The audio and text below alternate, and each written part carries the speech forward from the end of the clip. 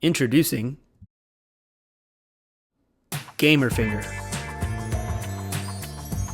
HBFS-G2 30mm and 24mm buttons.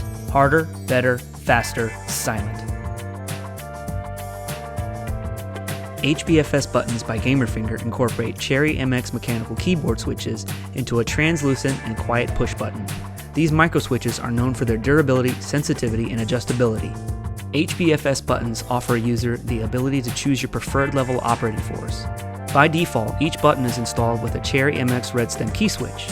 This switch was designed for professional gamers that utilize keyboards during gameplay, such as those found in StarCraft or League of Legends.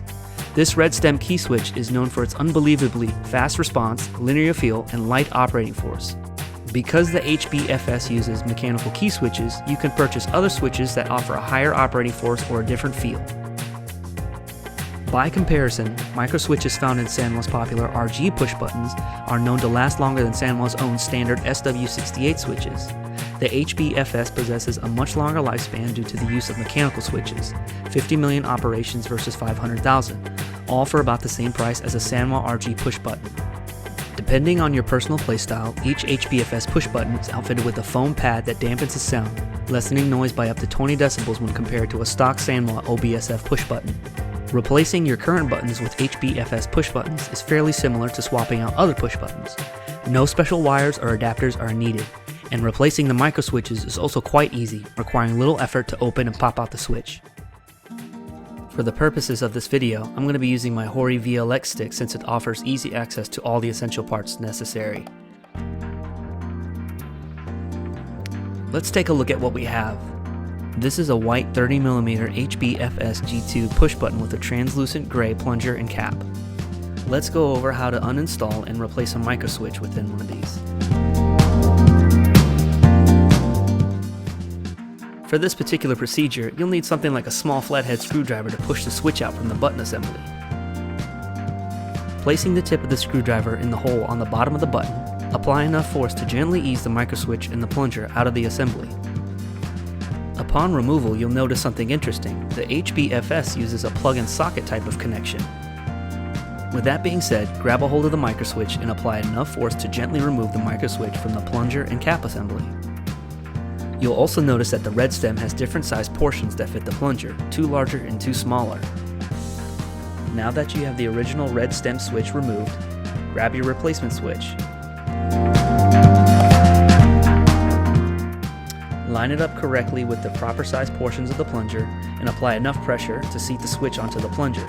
Be careful not to bend the connectors while doing so.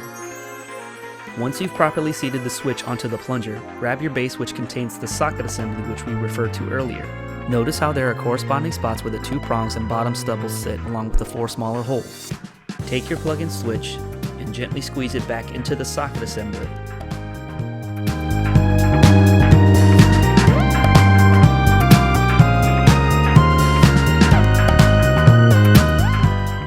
If you were to purchase the crystal HBFS buttons, you'll be able to install your own artwork. Taking your plunger and cap assembly, grab your small flathead screwdriver again, and gently wedge between the edge of the cap and the plunger. You should be able to pry away enough of the plunger from the cap to be able to pull apart the two pieces fairly easily with your fingers. Now you're able to place your own artwork between the two pieces. To put everything back together, take your two pieces, line them up, press both of them together. They should snap into place. Make sure the retaining tabs go back into their proper spots as well. Now let's get these installed into that VLX. Now one of the things that I noticed when installing the buttons into my VLX was how ridiculously tight a fit they were. It was almost to the point where I thought they were too big for the holes in the control panel. Even though the video here is sped up due to time constraints, you can actually see me struggling pretty badly to get these things installed. Are you ready? Fight!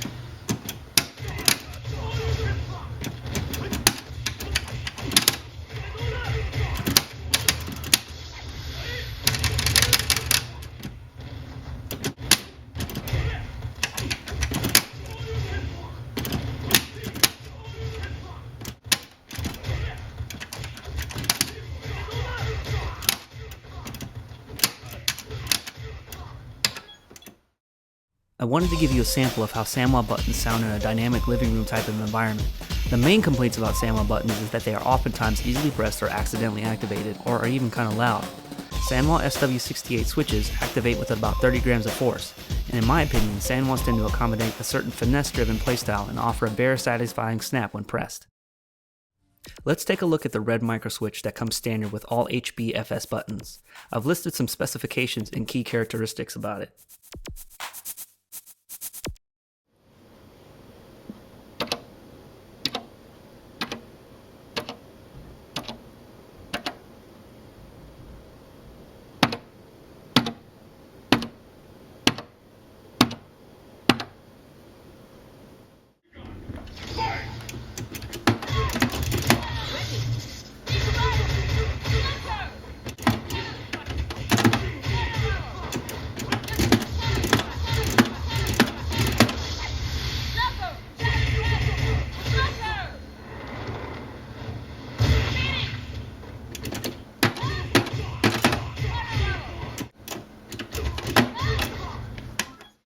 At about 45 grams of force to activate, the red microswitch falls right between a SandWall OBSF button at 30 grams and a Seimitsu button at 50 grams.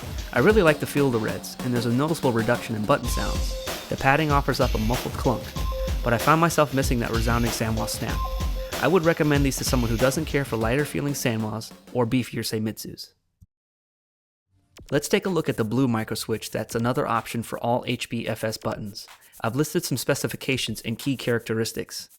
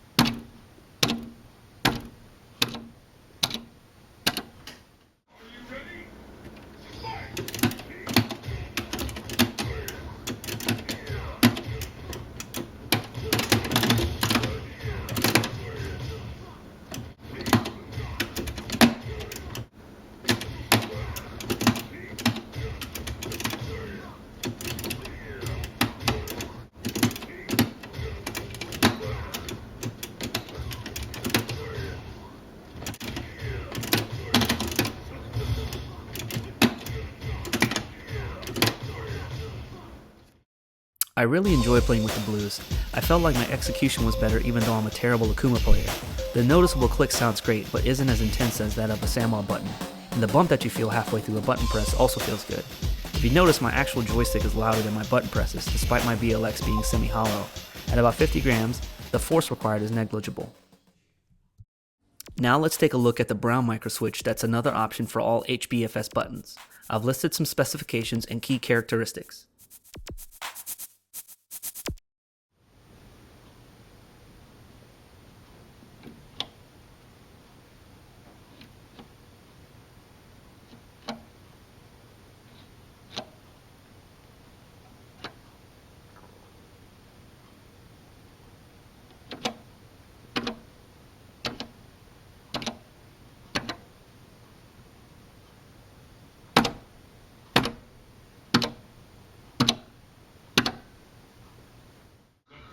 Begun.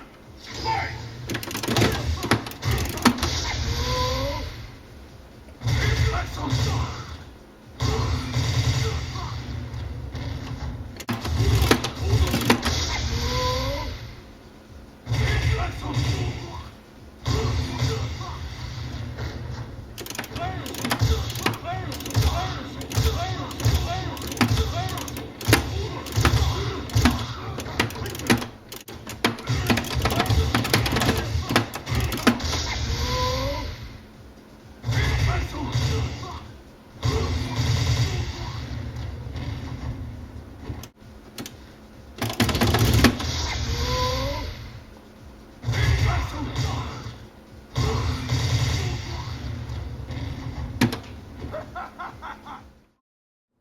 It's safe to say that I did not enjoy playing with the browns.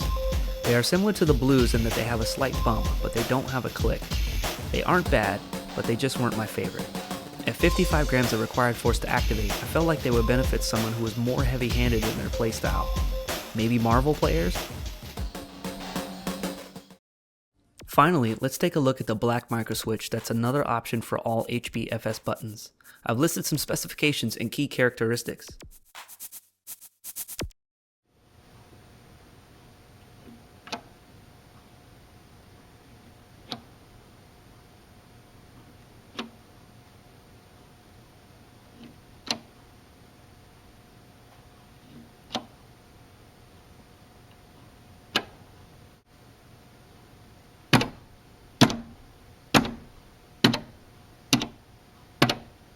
Let's get started. Fight!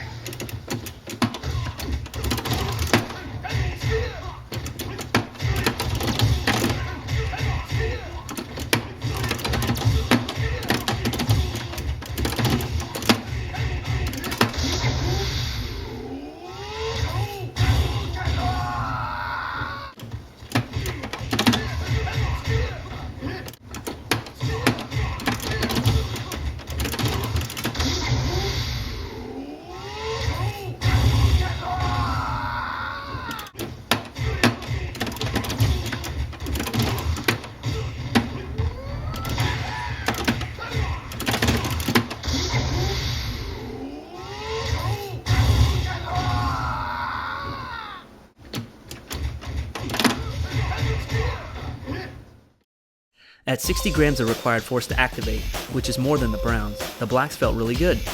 There's no bump and no click. The button presses felt the same all the way through and through. I think these buttons would benefit someone, again, whose playstyle tends to be very heavy-handed. It felt good laying into the control panel with full force and knowing that the buttons could withstand the punishment.